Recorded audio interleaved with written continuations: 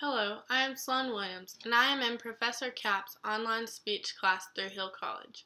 I am doing an informative speech over Paul Wellstone, as pictured right here. Well, was Minnesota's Senator Paul Wellstone's fatal plane crash an accident or an assassination? Paul Wellstone served as a politician for the U.S. Senate from 1991 until his death in 2002. He was a Democrat who was running for re-election for his third term. Wellstone had a wife named Sheila, one daughter, and two sons.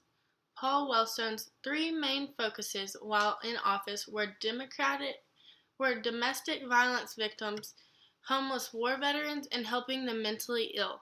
Paul Wellstone was responsible for getting the Violence Against Women Act passed in 1991. Helping domestic violence victims was his wife's passion and soon became his as well. Wellstone felt like he represented all the other people because all the big oil companies, the pharmaceutical companies, and the big insurance industries were well represented in Washington. As Paul casted his first vote, it went downhill fast. He protested the Gulf War and made the veterans very mad. Wellstone wanted to personally apologize to every veteran but knew the task was way too big. Instead, he decided to improve their lives. In 2001, Paul got the Homeless Veterans Assistance Act passed. In 1996, Wellstone started trying to get the law passed to require insurance companies to treat mental health as equal as physical illness. Paul's main focus was his brother, Stephen, who was diagnosed with a mental illness.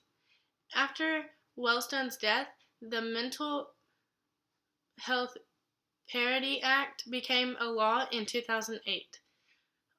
On October 25th, 2005, Paul Wellstone, his wife, daughter, and three of his staff, along with two pilots, died in a plane crash. There was no distress signal in the plane before the crash. This is the plane that they were in, and they crashed right here. After the crash, there were reports for bad weather. The area of the crash was completely clear and no bad weather in any direction. This is where they crashed, and there was no bad weather. You can see that the weather map is green. And this is where he was traveling to when he crashed, from here to here. In conclusion, Paul Wellstone was a loving person who always wanted to help. He was known for always doing what was right for the people. Also, people could always count on him to fight for them. As his memorial service, Wellstone was known for many tears and cheers as his life was cut too short. Paul Wellstone leaves behind two sons after he dies. Wellstone was so passionate with his work, his legacy carried on after his death.